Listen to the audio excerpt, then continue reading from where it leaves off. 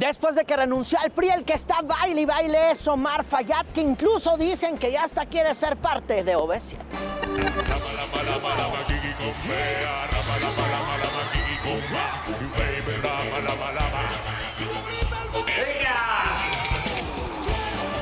Y la verdad, los que no entienden son los paleros de la mañanera presidencial allá en Palacio Nacional, que siguen sin entender para qué es esa conferencia. Ellos insisten en llevar agua a su molino en una campaña que no es campaña.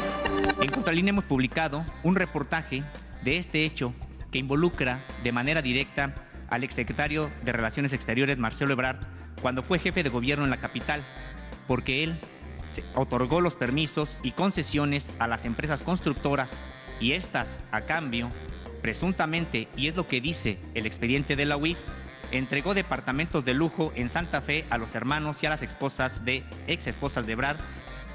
Tengo que defender a Marcelo. Estos son los esqueletos de esta semana. Yo soy Irving Pineda.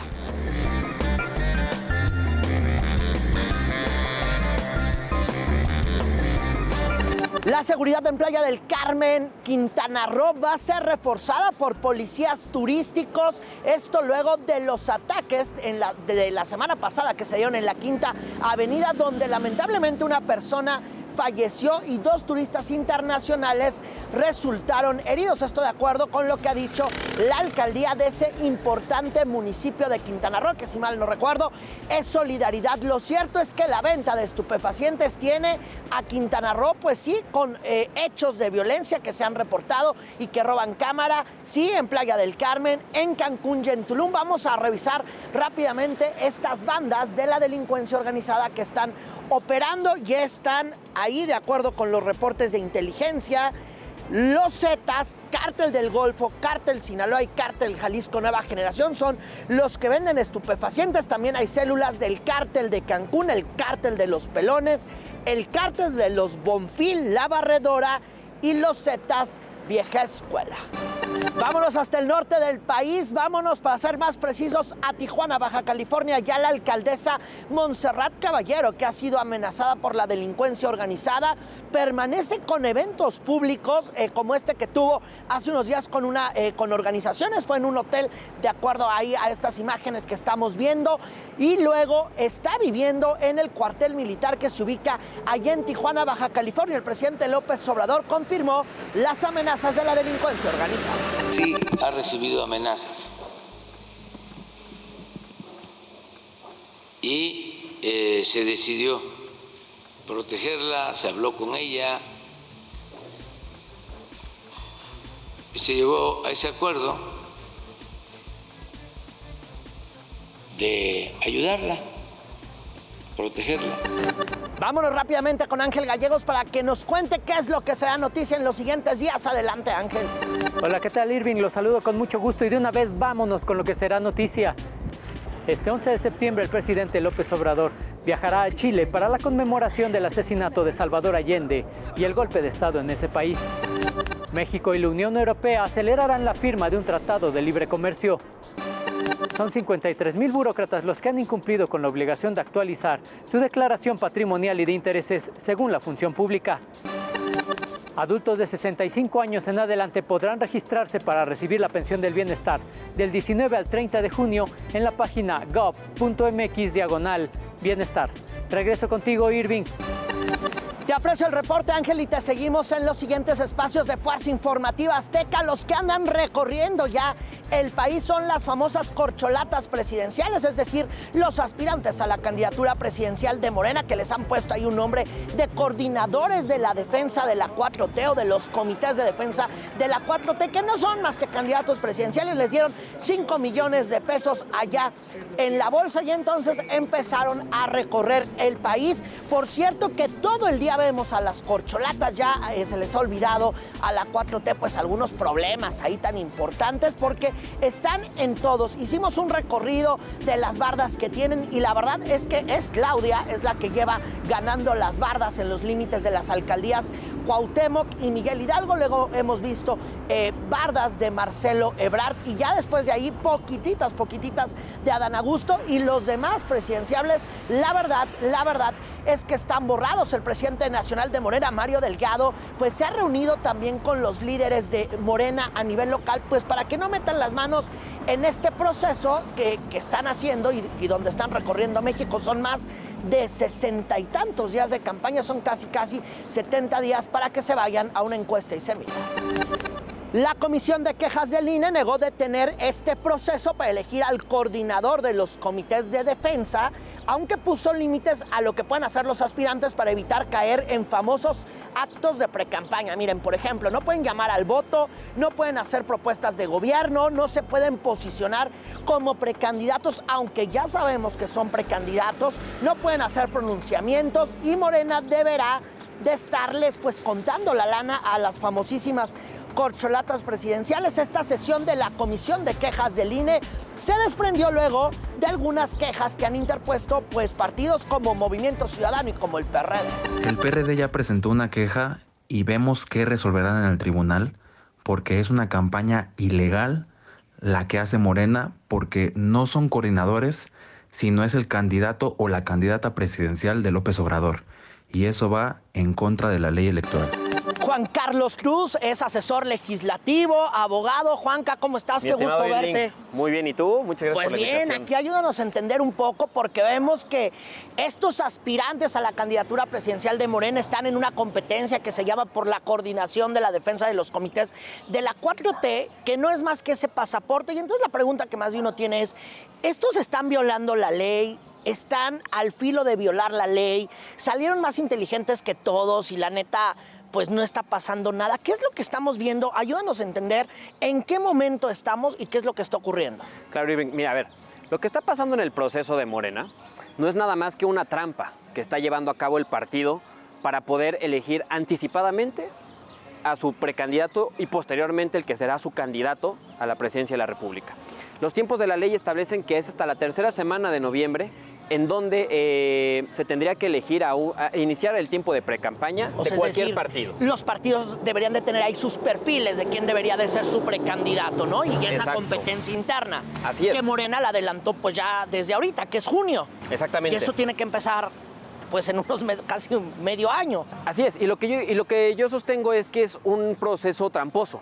Porque lo que están diciendo es, vamos a elegir a nuestro coordinador de los comités de defensa de la Cuarta Transformación, cuando explícitamente los 6 aspirantes hoy a ese cargo, pues ya han dicho que quieren buscar ser el candidato de la 4T a la son presidencia ya se de la sienten República. en Palacio Nacional despachando, la neta, ¿no? Porque además el propio presidente ya dijo que quien sea el candidato, pues tendrá el premio mayor y de ahí habrá premios de consolación para las demás corcholatas que no alcancen ese premio mayor, ¿no? Claro. Entonces, este proceso es muy tramposo porque es el coordinador de los comités de defensa de la Cuarta Transformación no existe en los estatutos básicos. Este proceso no existe en los estatutos básicos de Morena. No, sino porque hasta se crearon sacaron un acuerdo. O sea, dicen, no tenemos convocatoria, pero tenemos un acuerdo de la reunión de consejeros. Así es. Pues entonces, ¿qué estamos viendo? Son cargos que se crean para que puedan llevar a cabo este proceso anticipado.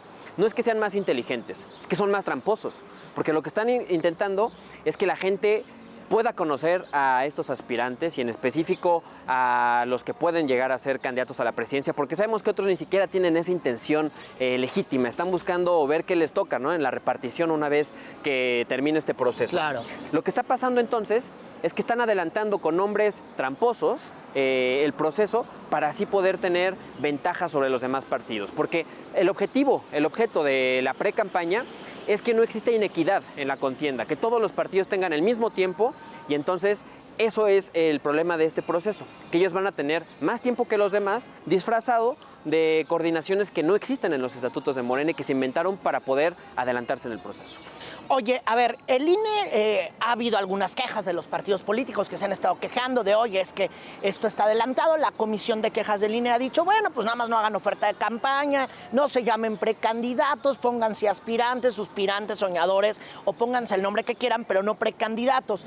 La pregunta es, cuando vaya a la cancha judicial, ¿hay elementos para poder sancionar, para poder bajar a una de estas corcholatas, o de plano nada más vamos a ver que también la autoridad judicial va a decir, pues no hay materia que seguir porque no ha empezado el proceso y porque el calendario no se ha echado a andar. Así es, el PRD y 2 diputados de Movimiento Ciudadano interponen estas quejas para el proceso del que estamos hablando, y entonces el INE le dice, voy a poner medidas de prevención sí, cautelares, ¿no? Que son las recomendaciones.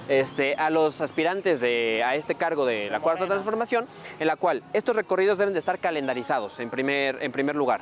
En segundo lugar, estos recorridos no pueden hacer llamado expreso al voto, no pueden promover una agenda o un programa de trabajo de Morena como tal, y no pueden exceder un límite también en los gastos que vayan a ejecutar.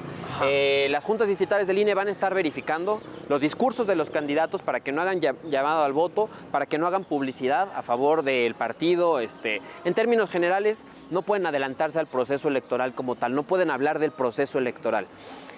Finalmente me parece que son medidas que les está reiterando lo que ya dice la ley, pero al final de cuentas, si ellos violan en algún momento la ley, pues claro que se les puede incluso negar el registro como futuros precandidatos o candidatos. O sea, ¿no? Se le están jugando. Se le están jugando, pero además el INE también me parece que se le está jugando, porque es muy delicado lo que va a pasar en este proceso. A mí me parece que ya han cometido varias faltas, no ahorita, no desde que inició este proceso que empezó ayer, me parece, pero sí de tiempo antes, ¿no? Claudia Sheinbaum, por ejemplo, pide licencia, renuncia al cargo y demás, pero ¿qué pasa? O sea, que Claudia Sheinbaum ya tenía mucho tiempo saliendo a los estados a promocionarse. ella ya estaba en campaña cuando le invitaban que los gobernadores, que a decir cómo gobernaban, ¿no? Que a dictar la fórmula mágica del gobierno de Ciudad de México. La verdad es que era pura propaganda. Así es. Y todo México era intentar campañar. Y todo México está lleno de publicidad de Adán Augusto, de Claudia Sheinbaum, de Marcelo Ebrard, ¿no? Entonces, al final de cuentas, sí están violando la ley, pero como digo, están disfrazando este proceso para que al final ellos digan, no estamos eligiendo a nuestro precandidato, estamos eligiendo a un coordinador de algo que no existe ni siquiera en el partido, ¿no? Entonces, me parece muy grave y muy delicado que el INE tome en consideración todo ese tipo de faltas, porque al final vamos a ver si va a sancionar o no, como debe de sancionar, a quien aspire a la precandidatura y posteriormente a la candidatura, si violó en este tiempo el proceso electoral. Claro, bueno, pues ya veremos qué pasa con el INE, ya veremos qué pasa con la autoridad judicial. Juanca, qué gusto verte. Muchas gracias por la invitación. Pues ahí está Juanca, que nos está platicando lo que está pasando con Morena. Ahora vamos del frente del PRI, PAN y PRD, de esa unión y ese matrimonio que está también allá medio raro. Lo cierto es que en el PAN ya salió una aspirante que ella dice, pues yo sí voy por la candidatura presidencial. Ya ven que ahí la neta no tienen ni perfiles ni nada. Entonces Xóchitl Gálvez, la senadora panista, dijo que sí tiene ganas, recibió el respaldo de varios gobernadores importantes panistas, me parece, del gobernador Barrio, también de Marco Adame, quien fue gobernador de Morelos. El presidente nacional del PAN, Marco Cortés, le dio la bienvenida. Nosotros le damos la bienvenida, qué bueno, ojalá que levante la mano, ojalá que se apunte. En Acapulco, Guerrero, están viviendo un calorón terrible, tanto que algunos hospitales han tenido que suspender las operaciones por falta de aire acondicionado. Estoy bien, Isaac, adelante, hola. ¿Qué tal, Irving? Te saludo con gusto desde este caluroso puerto de Acapulco. Nos encontramos en las inmediaciones del Hospital General del Quemado, que ha dado mucho de qué hablar en estos últimos días. Esto debido a que desde el pasado jueves 15 de junio se han realizado reprogramaciones en cirugías menores. Esto debido a una falla en el servicio de aire acondicionado. La Secretaría de Salud Guerrero informó que agua con lodo es la principal causa de esta falla en la ventilación. Comentarte que la Secretaría Estatal informó que la falla se registró solo en 3 áreas del hospital y que el resto del nosocomio cuenta con el suministro de aire acondicionado. Cabe mencionar que la dependencia estatal declaró que las cirugías mayores o de urgencia están siendo canalizadas a otros hospitales para su realización. Informarte que a través de un comunicado se detalló que el suministro de aire acondicionado en todo el edificio quedará solucionado en próximos días. Nosotros nos mantenemos al pendiente.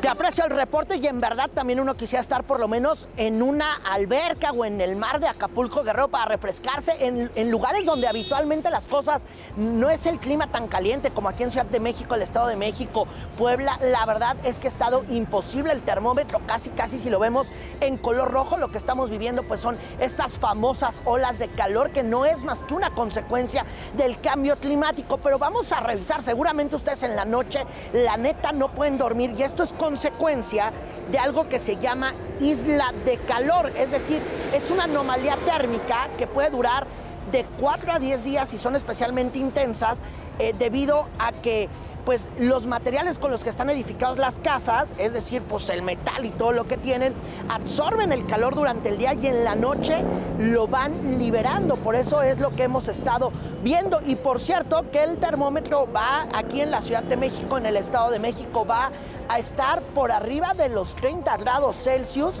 en los siguientes días, 27, 28, 29, 30, hasta 35 grados Celsius es lo que vamos a estar sintiendo aquí en Ciudad de México. Ya veremos qué pasa el domingo y a ver si hay probabilidades de lluvia. Las ondas de calor se producen por un sistema atmosférico que se denomina alta presión, que va a desplazar el aire desde niveles medios de la atmósfera hacia la superficie, originando que por la presión se caliente y esto a su vez inhibe la formación de nubes. Particularmente para esta tercera onda de calor, el valor más alto registrado es de 46.1 grados Celsius en Ciudad Altamirano, Guerrero. Ya estamos en el consultorio con el doc de cabecera, Manuel Lavariega. ¿Cómo estás? Un gusto, Irving. Bien, gracias. Qué gusto verte. Oye, qué calorón el que hemos estado viendo en estos días en Ciudad de México. Pero me decías fuera del aire que hay que tener cuidado porque si el calor, con todo y que sea rico aquí en la Ciudad de México, la verdad es que no. Hay que tener cuidado porque hay dos enfermedades o dos panoramas, no sé si serían enfermedades o cómo decirle, derivados del calor. No sé si será enfermedad, dos malestares o cómo le llamamos. Hay dos condiciones, básicamente, que son las que debemos de tener en cuenta. Una condición que se llama emergencia por calor y otra que es una urgencia por calor. Conocemos como el golpe de calor como tal, propiamente dicho, ¿no? Eso sería una urgencia.